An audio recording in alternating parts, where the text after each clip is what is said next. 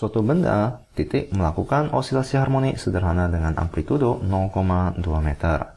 A itu sama dengan 0,2 meter. Nah, titik tersebut melakukan 20 getaran penuh dalam setiap detiknya. Yang artinya adalah frekuensinya adalah 20 Hz. Di mana frekuensi adalah banyaknya getaran per detik. Nah, jika pada saat awal T sama dengan 0, simpangan titik tersebut berada pada 0,1 meter. Yaitu X0 sama dengan 0,1 meter. Nah, maka persamaan gerak osilasi harmoniknya adalah berapa?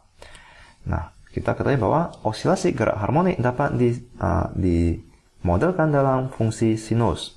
Nah, sebelumnya mari saya terangkan dahulu mengapa dapat dimodelkan dalam fungsi sinus. Nah, misalkan kita memiliki suatu benda. Ya, misalkan kita memiliki suatu benda yang akan bergerak melingkar secara harmonik. Nah, di sini adalah sumbu Y, di sini adalah sumbu S.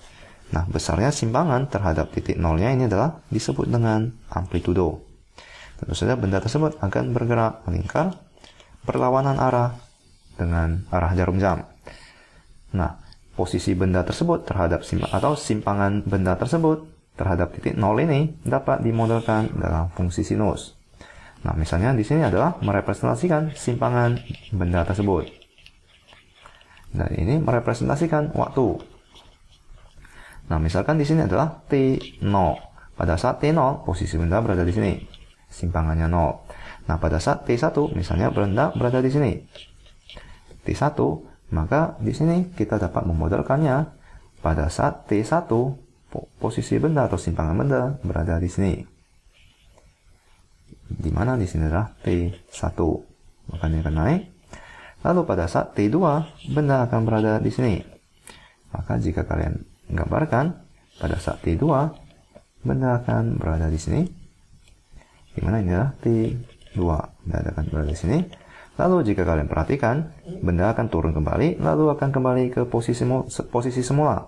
Maka ini akan naik, lalu akan turun kembali ke titik setimbangnya, lalu akan kembali lagi ke posisi setimbangnya. Atau ke simpangan 0, ya, akan bergerak melingkar. Di mana pada saat misalnya di sini adalah T3. Pada saat T3, posisi benda akan berada di sini. Di mana ini adalah T3. Nah, jika kalian perhatikan, mengapa osilasi harmonik dapat dimodelkan dalam fungsi sinus? Di sini adalah fungsi sinus, ya. Fungsi sinus. Nah, mari saya gambarkan suatu pegas dan memiliki suatu benda. Di mana misalkan ini merupakan simpangan 0. Lalu jika kita tarik benda tersebut sejauh A, di mana di sini ada A, lalu kita lepaskan, maka benda tersebut akan melakukan getaran harmonik, ya, naik turun. Nah, simpangan benda tersebut terhadap titik 0 juga dapat dinyatakan dalam fungsi sinus. Di mana di sini, misalnya di sini adalah pada saat T1. Pada saat T1, posisi benda atau simpangan benda berada pada di sini, yaitu X misalnya.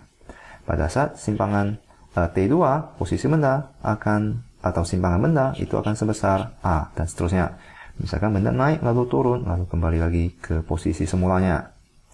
Ya, maka kita dapat sebutkan atau simpulkan bahwa untuk osilasi harmonik atau getaran dapat dimodelkan dalam fungsi sinus. Nah, mari kita ke pemodelan tersebut. Di mana simpangan benda yang bergetar harmonik itu sama dengan, nah, berapakah besar simpangan maksimumnya? Besar simpangan maksimumnya, karena kita katakan bahwa dapat dimodelkan dalam fungsi sinus. Nah, kita ketahui bahwa sinus ini maksimumnya hanyalah 1. Nah, maka tentu saja simpangan maksimumnya bukan 1, tetapi adalah amplitudo, yaitu A.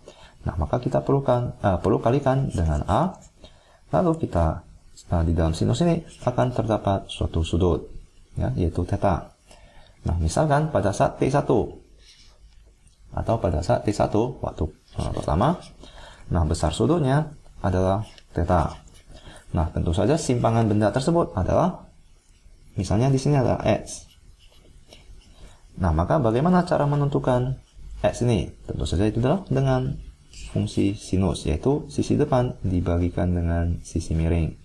Di mana misalkan di sini ada 1, Maka sinus itu adalah X dikalikan dengan 1. Lalu untuk mencari nilai X, kita perlu kalikan dengan amplitudo. Tentu saja ini A ya, amplitudo. Maaf, bukan 1. Yaitu A, panjang dari ini. Itu sama dengan panjang di sini ya, yaitu amplitudo. Nah, maka inilah sinus dikalikan dengan sinus dari theta. Jika kita kalikan dengan amplitudo, itu akan menghasilkan nilai X, yaitu di sini ya. Nah, maka bagaimana cara kita menentukan theta ini atau besar sudut ini? Jika kita perlu modelkan dalam waktu, yaitu T. Nah, kita ketahui bahwa kecepatan, jarak S itu sama dengan V dikalikan dengan T. Jarak itu sama dengan kecepatan dikalikan dengan waktu. Nah, maka untuk kecepatan sudut atau untuk sudut, kita dapat tuliskan sebagai berikut. Nah, maka ini ya, sudut itu sama dengan kecepatan sudut dikalikan dengan waktu.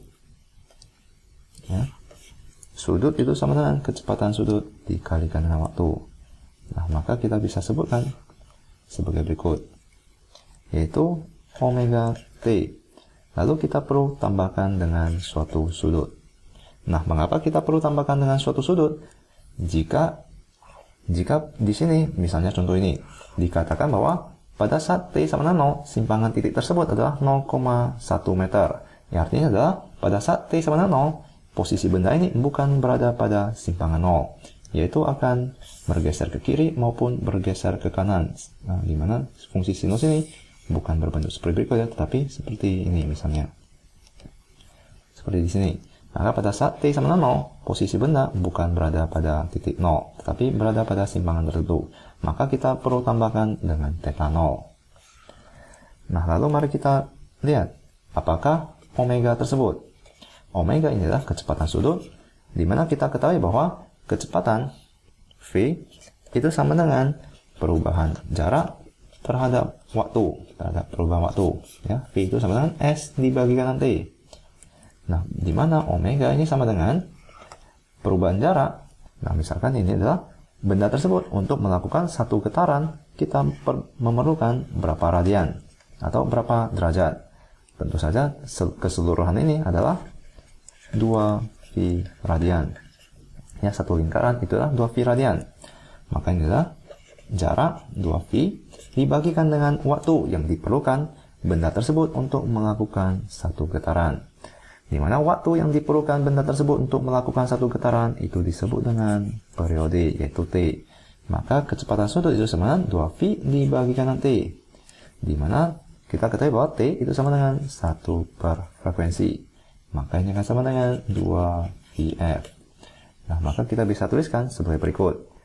XT itu sama dengan A dikalikan dengan sinus dari 2VF, di mana saya mensubstitusikan omega ini dengan 2VF. Lalu kita kalikan dengan T, kita tambahkan dengan theta 0, yaitu sudut simpangan awalnya.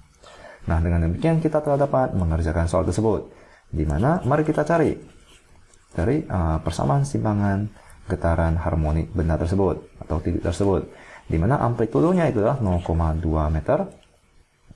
Lalu sinus dari 2VF dikalikan dengan T. Nah, kita ketahui bahwa frekuensinya adalah 20 Hz. Tadi dikatakan adalah 20 Hz. Maka 20 dikalikan dengan 2V itu adalah 40 V dikalikan dengan T, ditambahkan dengan theta 0. Nah, ini adalah persamaan dari simpangan benda tersebut atau simpangan titik tersebut. Lalu dikatakan bahwa pada saat T sama dengan 0, simpangan benda itu adalah 0,1 meter. Di mana itu sama dengan 0,2 sinus. Nah, mari kita substitusikan T itu dengan 0. Maka ini akan sama dengan 0 ditambahkan dengan theta 0. Nah, maka sinus dari theta 0 itu sama dengan setengah. Nah, maka kita bisa sebutkan bahwa theta 0 itu sama dengan 30 derajat atau sama dengan berapa? 180 dikurangkan dengan 30 itu adalah 150. 180 ditambahkan dengan 30 itu adalah 210 atau sama dengan 330 derajat. Nah, maka mari kita cari jawabannya. Di mana XT itu sama dengan 0,1, tentu saja ini sudah salah. 0,2 benar. Untuk ketiga jawabannya 40 VT juga benar. Lalu di sini ada negatif V per 6. Ini adalah negatif 30 derajat.